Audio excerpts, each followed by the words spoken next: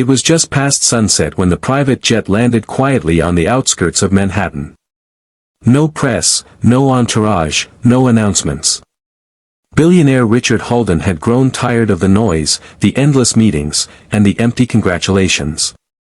He was coming home after 3 years, alone and unannounced. The towering glass mansion loomed like a museum exhibit, filled with expensive art and silence.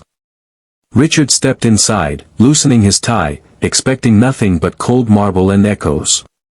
But instead, someone was waiting for him. A girl, no older than 9, sat nervously on the edge of the marble steps outside the gate. Her clothes were worn, her shoes slightly torn, and her hands clutched a rolled-up paper. Her big brown eyes locked with his, wide with cautious hope. "Are you Mr. Richard Halden?" she asked, her voice almost a whisper. He blinked, caught off guard. "Yes." "Who are you?" She slowly stood up. "My name is Lila. My mom said if I ever got lost, to find you." Richard's chest tightened. He hadn't heard anything so unexpected in years. "I think you may be mistaken." She shook her head and held up the paper in her hand. "This is my birth certificate," she said. "It says you're my father." He took a step back. For a moment, the world stopped spinning. He stared at the document. His name, clear and typed, beside the word father. The mother's name below it, Maria Lopez. Maria. A name from another life. A waitress from a small diner in Brooklyn. Kind, gentle, and always refusing help. They had shared a quiet, beautiful connection during a hard year, but when he moved into the corporate world full-time, life had swept him away, and she had never contacted him again. "She passed away last month," Lila said, eyes glassy but brave.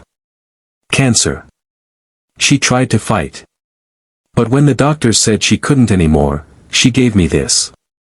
Told me to come find you. She said you used to be kind." The word struck him deeper than anything in a long, long time.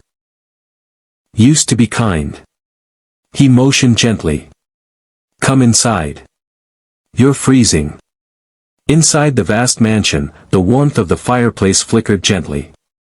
He made her a sandwich, awkwardly buttering bread and spilling the milk. She giggled for the first time, and something in him cracked open.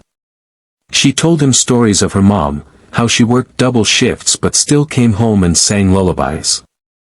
How she told her bedtime stories about a man named Richard, who had once loved deeply but gotten lost in a world of shiny things. She always said people can find their way back, Lila added, looking straight into his soul. He didn't sleep that night. Instead, Richard walked the quiet corridors of his life, portraits, business awards, luxury, but no laughter. No family. No heart. The next morning, Lila was curled up on the couch with one of his old shirts as a blanket. He picked up the phone. "Cancel the meetings." "All of them," he told his assistant. "What?" "But the board." "I said cancel everything. I have someone far more important waiting." In the days that followed, Richard began to change. He didn't just buy Lila new clothes or toys, he sat beside her as she read aloud. He packed her lunch when she started at the local public school, even though the staff was baffled by it. He told bedtime stories for the first time since his own father had died. But he still wondered, was he enough? Then, one stormy Thursday evening, Lila came home teary-eyed. Kids had teased her for being the Billionaire's charity case. She hid in her room. Richard sat outside her door for hours before she opened it. "I don't want to be a project," she said quietly. "I just want to be your daughter." He knelt down, cupped her face gently. "You're not a project, Lila.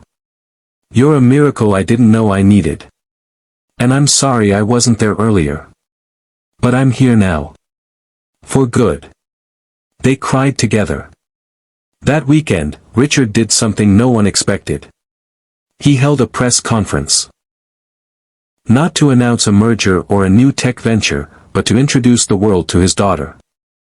I was lost chasing the world, he told the cameras, his arm around Lila, but this little girl reminded me what it means to live.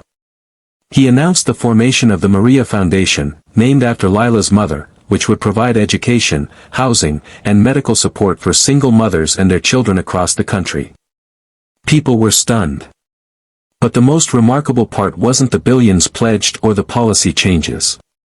It was the transformation in Richard Holden's eyes. The coldness had melted. A man who once counted dollars now counted bedtime hugs and "I love you" notes.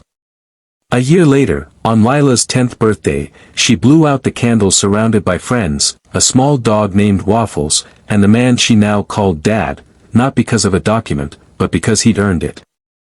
And as the night sky filled with laughter and cake crumbs, Richard whispered a silent promise to Maria.